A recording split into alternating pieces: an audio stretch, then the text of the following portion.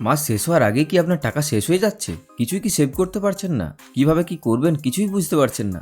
এর কিন্তু সলিউশন আছে, যেটা হলো 50-30-20 বাজেটিং রুল। এই রুল অনুযায়ী আপনি যা আয় করছেন সেটাকে 3 ভাগে ভাগ করতে হবে। 50% টাকা দিয়ে আপনি প্রতি মাসে প্রয়োজনীয় খরচাগুলি করবেন, 30% টাকা দিয়ে আপনি আপনার ইচ্ছেগুলো পূরণ করবেন, আর 20% টাকা আপনি সেভ করবেন এবং সেটা দিয়ে ইনভেস্ট করবেন।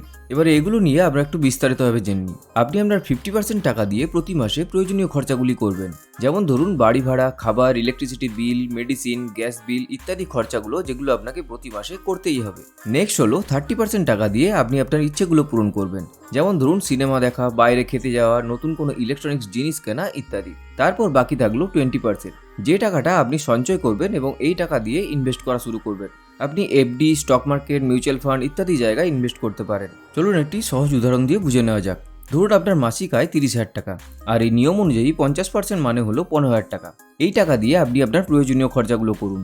এরপর 30% মানে হলো 9,000 টাকা, আর এই টাকা দিয়ে আপনি আপনার ইচ্ছেগুলো পূরণ করার জন্য খরচা করতে পারেন। আর 20% মানে হলো 6,000 টাকা। এই টাকাটা আপনি সঞ্চয় করবেন এবং এই টাকা দিয়ে ইনভেস্ট করা শুরু করুন। এই নিয়ম মেনে চললে আপনি আপনার ভবিষ্যতের জন্য সুরক্ষিত থাকবেন। তাহলে কি ভাবছেন, কিভাবে আপনার বাজেট তৈরি করবেন? আপনি কি এই নিয়মটি ফলো করবেন? তাহলে কমেন্ট করে অবশ্যই জানান। আর এরকম আরও ইন্টারেস্টিং টপিক নিয়ে জানতে হলে ফিনোস্পেসকে ফলো করে রাখুন।